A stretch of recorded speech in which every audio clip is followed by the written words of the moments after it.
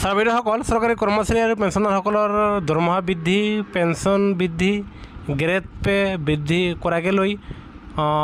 দ্বিগুণ দৰমহা আৰু পেঞ্চন বৃদ্ধি কৰাকে লৈ অংগনবাড়ী কৰ্মী আশা কৰ্মী আৰু ৰন্ধন কৰ্মীৰ দৰমহা বৃদ্ধি কৰাকে লৈ আনহাতে কৰ্মচাৰীসকলৰ চাকৰি নিয়মীয়াকৰণক লৈ ভালেকেইটা খবৰ প্ৰকাশ পাইছে। সেয়েহে ভিডিঅ'টো সম্পূৰ্ণ চাব।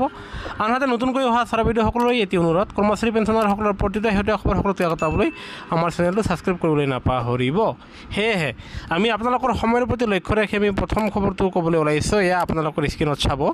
এয়া চাওক, যোৱা 2 জুলাইৰ এক শেহতীয়া খবৰ, য'ত গভৰ্ণমেণ্ট অফ অসমৰ office of the director of elementary education Assam কাহিলীপাৰাৰ ফালৰ পৰা এক প্ৰকাশিত খবৰ আৰু যিটো পঠোৱা হৈছে ডিষ্ট্ৰিক্ট এলিমেণ্টাৰী এডুকেশ্যন অফিচাৰ সকললৈ আৰু IAS সকললৈ, য'ত কোৱা হৈছে যে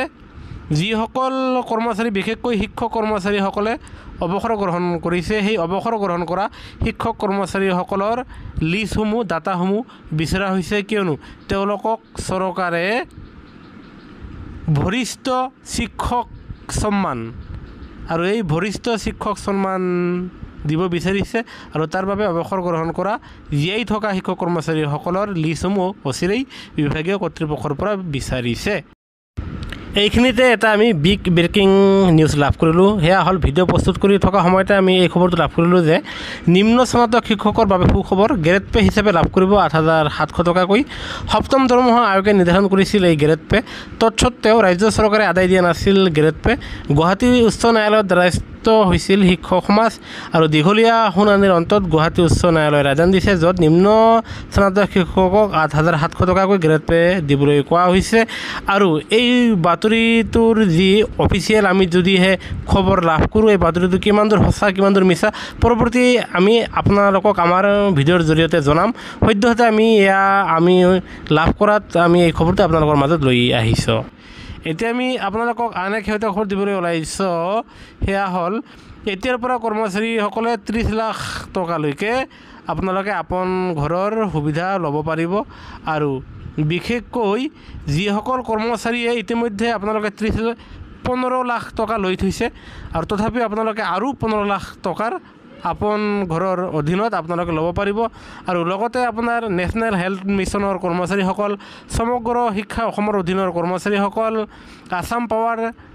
জেনেৰেশ্যন কৰ্প'ৰেশ্যন লিমিটেডৰ কৰ্মচাৰীসকল, আছাম পাৱাৰ ডিষ্ট্ৰিবিউশ্যন কোম্পানীৰ কৰ্মচাৰীসকল, আনহাতে আছাম ইলেক্ট্ৰিচিটি গ্ৰীড কৰ্প'ৰেশ্যনৰ কৰ্মচাৰীসকলেও তেখেতসকলে 30 লাখ টকাৰ আপোন ঘৰৰ সুবিধা ল'ব পাৰিব। আনহাতে নিয়মীয়া কৰ্মচাৰী আৰু অন্যান্য ঠিকাভিত্তিক কৰ্মচাৰীসকলে যদিহে আপোনালোকে 15 লাখ টকা লৈছে আৰু 15 লাখ টকা লাভ কৰিব, আনহাতে আপোনালোকে 1% ৰাজসাহায্য পাবলৈ সক্ষম হ'ব।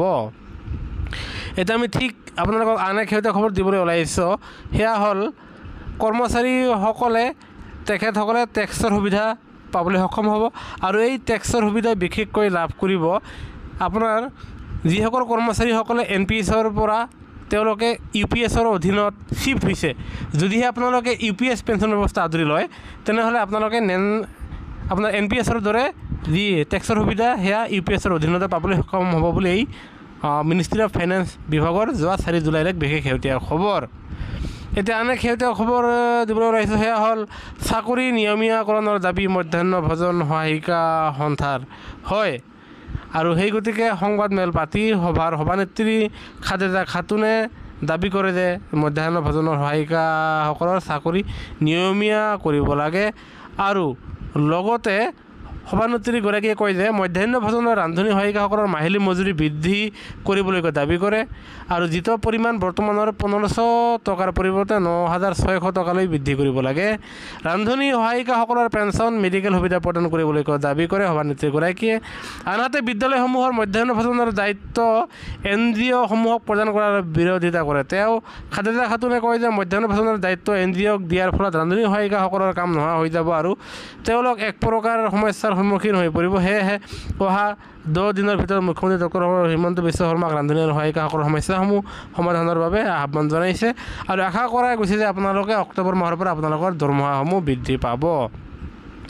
ঠিক তেনেদৰে আন এক শেহতীয়া খবৰ সেয়া চাব। প্ৰতিশ্ৰুতি দিয় প্ৰতাৰণা কৰিলে টিউটৰসকলক 9 জুলাইৰ পৰা দিছপুৰ চলোৱা ধাৰাবাহিক আন্দোলন হুংকাৰ কিয়নো টিউটৰসকলক নিয়মীয়া কৰাৰ কাৰণে চৰকাৰে আশ্বাস প্ৰদান কৰিছিলে কিন্তু যিহেতু টিউটৰসকলক নিয়মীয়া কৰা নহ'ল তেনে ক্ষেত্ৰত টিউটৰসকলে অহা 9 জুলাইৰ পৰা তেখেতসকলে দিছপুৰ চলো ধাৰাবাহিক আন্দোলনৰ কাৰ্যসূচী ল'ব বুলি জনা গৈছে এতিয়া আমি আন এক শেহতীয়া খবৰ ল'বলৈ আহিছোঁ যে আপোনালোকৰ দ্বিগুণ দৰমহা আৰু পেঞ্চন বৃদ্ধি পোৱা সন্দৰ্ভত হয় চাবিদসকল এয়া আপোনালোকে চাব গভাৰ্ণমেণ্ট অফ ইণ্ডিয়াৰ ministry of personnel public grievances and pension ডিপাৰ্টমেণ্টৰ ফালৰ পৰা যোৱা 3 জুলাই তাৰিখে প্ৰকাশিত এক শেহতীয়া জাননী এয়া চাওক জাননীখন আপোনালোকে নিশ্চয় আপোনালোকৰ স্ক্ৰীণত ভাহি উঠিছে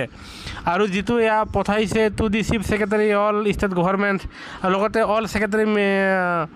য'ত আপোনাৰ ministry department of government of ইণ্ডিয়ালৈ পঠোৱা হৈছে য'ত বিষয়বস্তু দিছে এয়া চাব আপোনালোকে স্ক্ৰীণত filling up the 4 post of under secretary in the 8th central pay commission CPC on deputation basis under the central staffing scheme under expenditure আৰু সেয়েহে বয় বিভাগৰ অধীনত অষ্টম দৰমহা আয়োগৰ যি কাম কাজসমূহ চলাই নিয়াৰ কাৰণে 4টা পোষ্ট আপোনাৰ ফিল আপ কৰাৰ কাৰণে ইয়াৰ দ্বাৰা জনা গৈছে তাৰমানে ইয়াৰ দ্বাৰা বুজা যায় যে অষ্টম দৰমহা আয়োগৰ কাম কাজসমূহ আপোনাৰ ভিতৰে আৰম্ভ হৈছে আৰু যি 4টা পোষ্ট আপোনাৰ তেওঁলোকে ফিল আপ কৰিব তাৰ বাবে যি এপ্লিকেশ্যন ছাবমিশ্যন কৰাৰ লাষ্ট ডেট দিছে ইয়াৰ চাব 2 নম্বৰ শাৰীত 31 তাৰিখ 7 মাহ 2025 ভিতৰত ছাবমিট কৰিব লাগিব আৰু ইয়াৰ দ্বাৰা বুজা গৈছে যে অষ্টম দৰমহা আয়োগৰসমূহ কাম কাজসমূহ চলি আছে আৰু যাৰ ফলত ষ্টাফ ছাইডৰ ফালৰ পৰা এইবাৰ ফিটমেণ্ট ফেক্টৰ 2.68 কৰাৰ কাৰণে দাবী জনাইছে আৰু যদিহে এইবাৰ কৰ্মচাৰীসকলৰ দাবীৰ প্ৰতি সমৰ্থন জনায় কিন্তু সপ্তম দৰমহা আয়োগ গঠনত বহুকেইটা দাবী আপোনাৰ গুৰুত্ব দিয়া হোৱা নাছিলে যদি অষ্টম দৰমহা আয়োগত সেই দাবীসমূহ গুৰুত্ব দিয়ে তেনে ক্ষেত্ৰত আপোনালোকৰ দৰমহা আপোনাৰ যি বেচিক পে আছে সেয়া আপোনাৰ দ্বিগুণ হোৱা পৰিলক্ষিত হ'ব তেনে স্তৰত যাৰ যিমান বেচিক পে সেই অনুযায়ী আপোনালোকৰ বহু পৰিমাণে দৰমহা আৰু পেঞ্চন বৃদ্ধিৰ বাট দেখা দিছে যাৰ ফলত কৰ্মচাৰী পেঞ্চনাৰসকলে উপকৃত হ'ব ঠিক আমি আন এক শেহতীয়া খবৰ দিবলৈ ওলাইছোঁ যে আপোনালোকে চাব 2 অক্টোবৰত মাননী বৃদ্ধিৰ চৰকাৰী ঘোষণা আৰু মন্ত্ৰী অজন্তা নিয়োগেৰে আলোচনা অগ্ৰবাদী কৰ্মী সহায়িকা সন্থাই তেখেতসকলে মাননীয় শিক্ষামন্ত্ৰী মহোদয়ৰ লগতে তেখেতসকলে বিত্তমন্ত্ৰীৰ লগত এক বৈঠকত অনুষ্ঠিত হয় আৰু লগতে তেখেতসকলে অগ্ৰবাদী কৰ্মী সহায়িকাসকলৰ দৰমহা বৃদ্ধি কৰাৰ কাৰণে জনায় আৰু যাৰ ফলত অগ্ৰবাদী কৰ্মচাৰীসকলে যি মাননি পাই আছে যাতে সেয়া বৃদ্ধি কৰে আৰু যাৰ ফলত তেওঁলোকে মাননীয় বিত্তমন্ত্ৰীৰ পৰা তেওঁলোকে সুফল আশা কৰে আৰু সন্থাৰ নেতৃত্বই 2025 চনৰ ভিতৰত বিষয়টো বিবেচনা কৰিবলৈ অনুৰোধ জনায় সন্থাই উত্থাপন কৰা মাননী বৃদ্ধিৰ প্ৰস্তাৱ সন্দৰ্ভত মন্ত্ৰীগৰাকীয়ে 2 অক্টোবৰলৈ অপেক্ষা কৰিবলৈ অনুৰোধ জনায় মুখ্য সেৱিকাৰ খালী পদৰ 50% পদ কৰ্মৰত কৰ্মীৰ বাবে সংৰক্ষণ কৰিলে যদিও শিক্ষাগত অৰ্হতা স্নাতক ডিগ্ৰী ঘোষণা কৰাৰ ফলত বহুতো দক্ষতা সম্পন্ন অগ্ৰবাদী কৰ্মী প্ৰাপ্য অধিকাৰৰ পৰা বঞ্চিত হ'ব আৰু বিষয়টো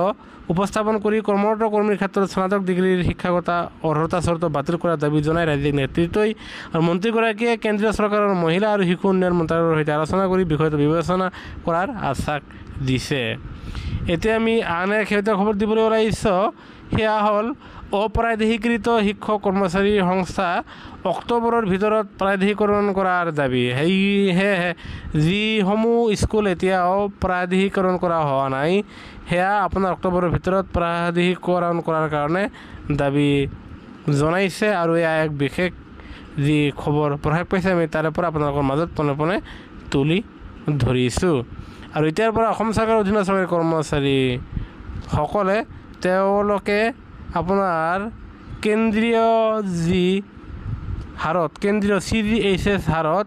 তেখেতসকলে এতিয়াৰ পৰা চিকিৎসা খৰচৰ বয় লাভ কৰিব বুলি জনা গৈছে সেয়েহে চৰকাৰী কৰ্মচাৰী পেঞ্চনাৰসকলৰ প্ৰতিটো খৰচ আমাৰ চেনেলটো নিশ্চয় ছাবস্ক্ৰাইব কৰিব নাপাহৰিব।